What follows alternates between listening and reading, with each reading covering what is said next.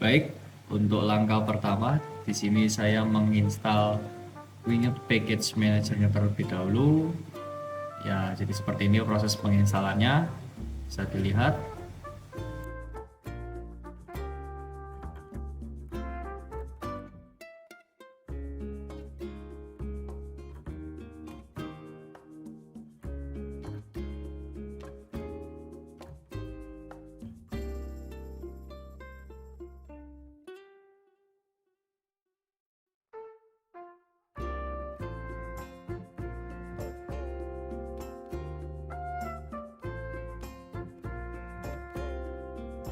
Nah, ini ketika muncul seperti ini, kita tekan run saja.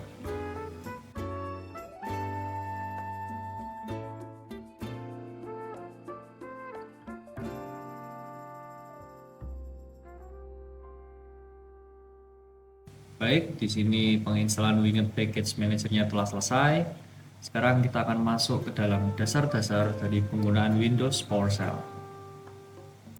Baik, untuk selanjutnya, untuk dasar-dasar dari Windows PowerShell, pertama kita menggunakan get child item untuk melihat isi dari directory yang ada.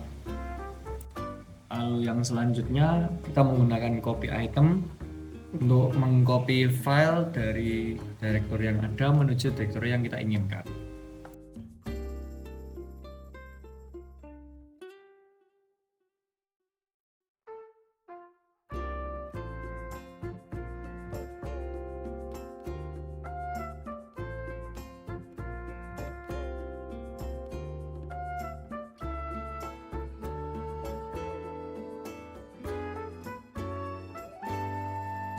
Lalu yang selanjutnya ada remove item untuk menghapus file yang kita pilih.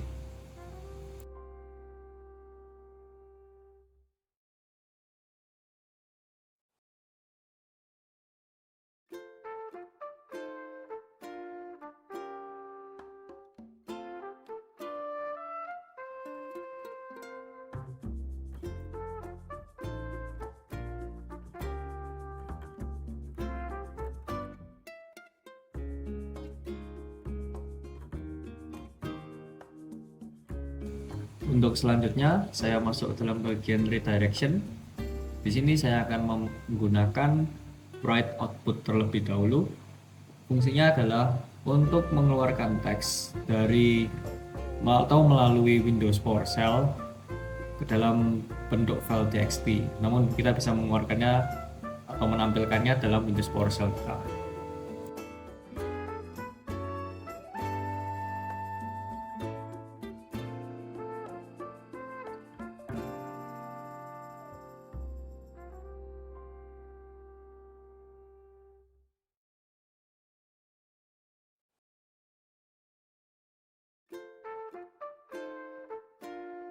Lalu jika ingin menampilkan apa isi dari file teks yang nanti kita buat, kita menggunakan get content.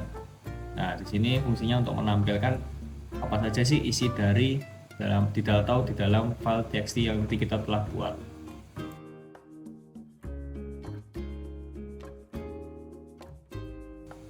Lalu yang selanjutnya adalah pipes.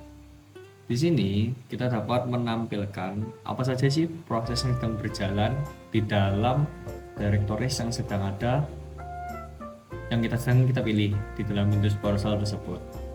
Kita bisa setting ukurannya. Di sini saya memakai yang di atas 100 KB. Baik, bisa terlihat itu adalah semua proses yang ada di dalam directories tersebut yang berukuran lebih dari 100 KB yang sedang berjalan saat ini.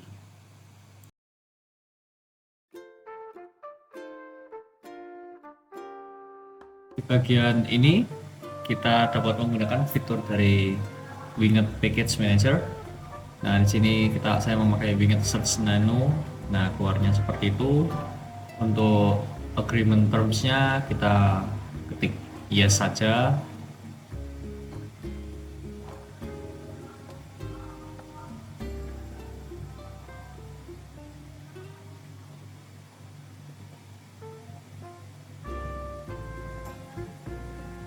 Lalu kita ketik Winget install GNU Nano.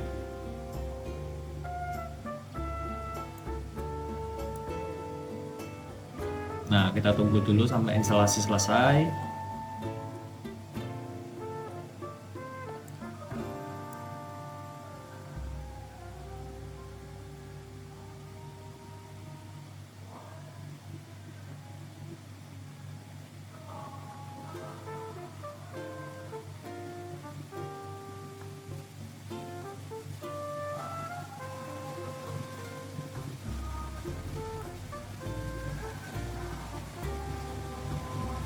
Oke, sudah terinstall.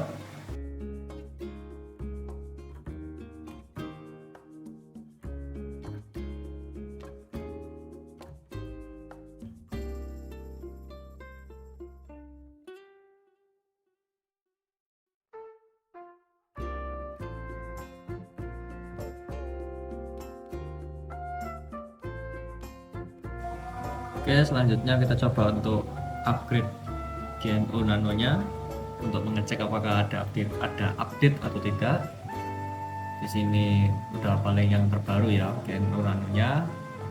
Lalu di sini kita coba untuk uninstall lagi GNU Nano-nya.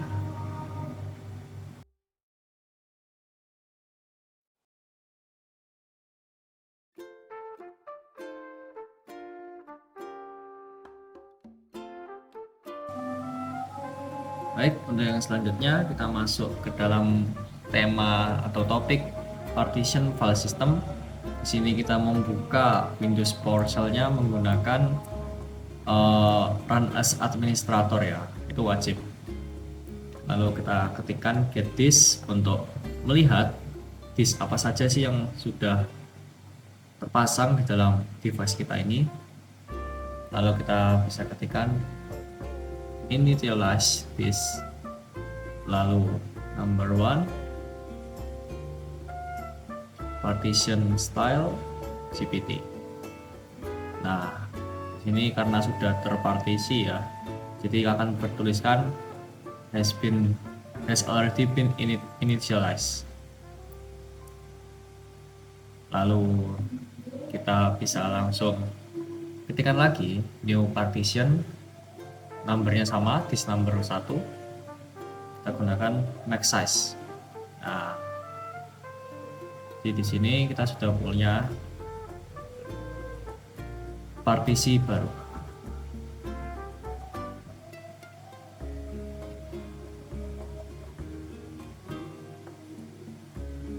Nah, ini ketika kita melakukan mounting disknya ke drive letternya.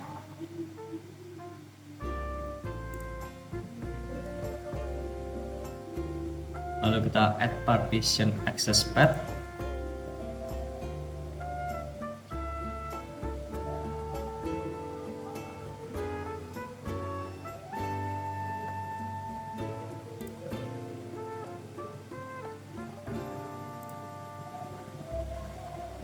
Oh ya, kita pilih partition number 2 karena itulah partisi yang sedang kita buat. Kita tidak menggunakan partition number 1 karena partisi tersebut merupakan padding untuk table GPT-nya.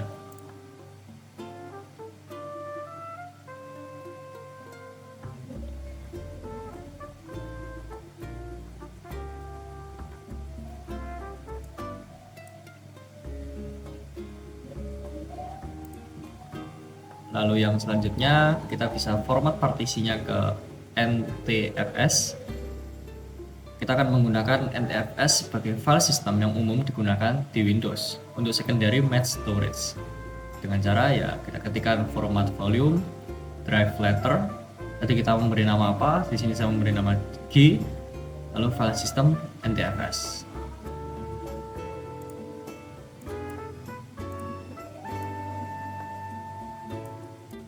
Lalu yang selanjutnya, kita bisa menambahkan user baru pada Windows menggunakan PowerShell. Kita dapat menggunakan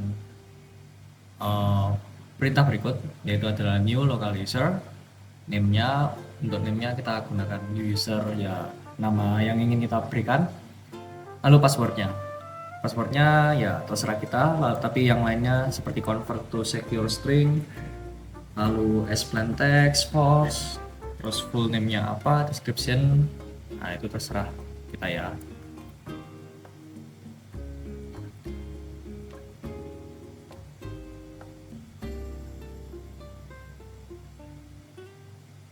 Oke, di sini sudah berhasil kita membuat user baru di Windows. Lalu kita dapat mengeceknya menggunakan get local user. Oke, di situ terlihat ada user baru yaitu Acicit yang deskripsinya halo itu. Oke, sekarang kita masuk dalam bagian file management. Sini pertama kita harus tahu file apa yang ingin kita bagikan dengan memberikan variabel untuk memudahkannya. Kemudian kita menampilkan ACL dari file tersebut yang dimana perintah tersebut juga bisa kita dimasukkan ke variabel. Setelah itu kita terapkan metode access untuk menampilkan list keseluruhannya. Nah, untuk pertama kali kita ketikkan dulu file path. Nah, ini path kita filenya di mana nih? Nah, untuk saya ada di downloads lalu di praktikum sysop dengan nama file yang tadi test.txt. Oke, selanjutnya kita ketikkan ACL get ACL file path.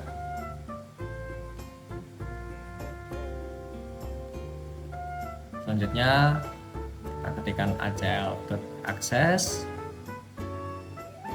lalu pipe format table auto size. Baik, ini sudah berhasil untuk membagikan file kita ke user lain. Sekarang kita tinggal mengatur permissionnya.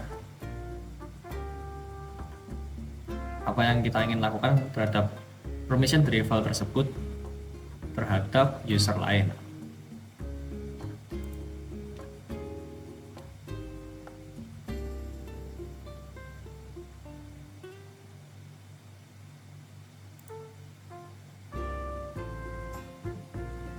Di sini kita ketikkan file path dulu.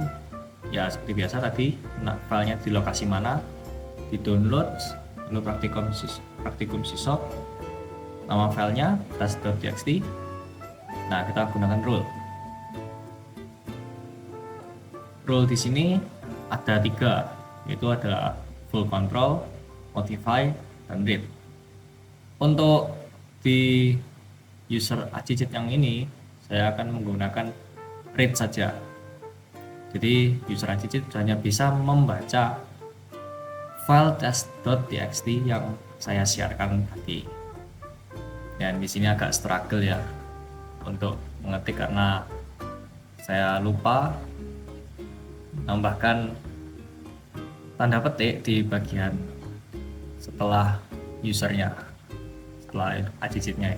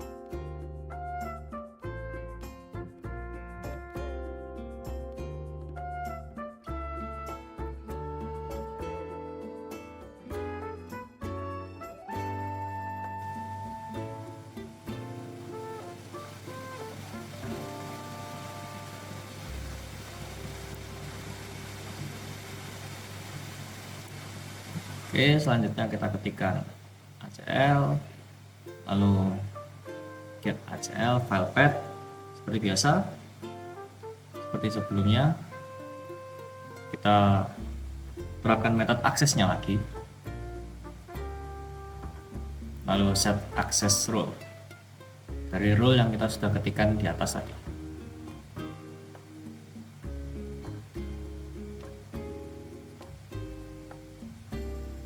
Oke, langkah terakhir kita langsung ketikkan set ACL path, lalu file path, dan ACL object. Lalu selesai. Kita sudah membagikan file kita dari user awal ke user lain. Namun dengan permission yang dapat kita atur, yaitu di sini kita mengatur hanya read saja.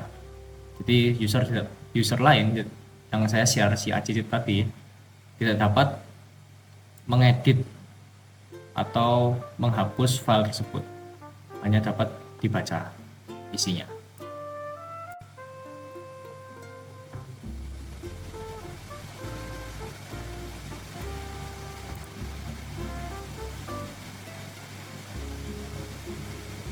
Lalu yang terakhir, saya mencoba untuk menghapus user yang tadi saya tambahkan menggunakan remove local user dengan username yang tadi kita gunakan, yaitu ACC. Tadi saya cek tidak ada. Seperti itu. Sekian dari saya, terima kasih.